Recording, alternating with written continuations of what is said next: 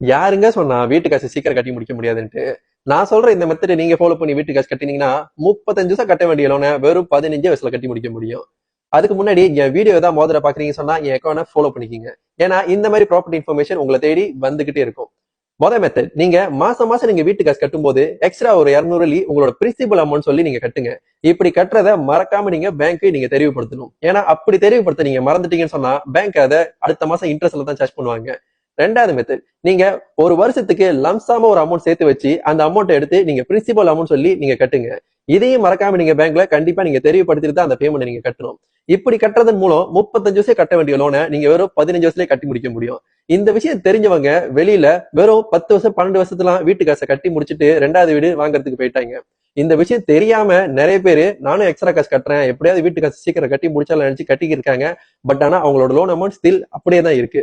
இந்த இன்ஃபர்மேஷன் உங்க friends and ஃபேமிலிக்கு பயனுள்ளதா இருக்கும் நீங்க நினைச்சீங்கன்னா இந்த வீடியோவை மேக்ஸிமம் அவங்களுக்கு ஷேர் பண்ணுங்க. அவங்களும் இந்த வீடியோ பார்த்து வீட்டு காசு எப்படி சீக்கிரம் கட்டி முடிக்கிறன்ற ஒரு பிளானுக்கு வருவாங்க.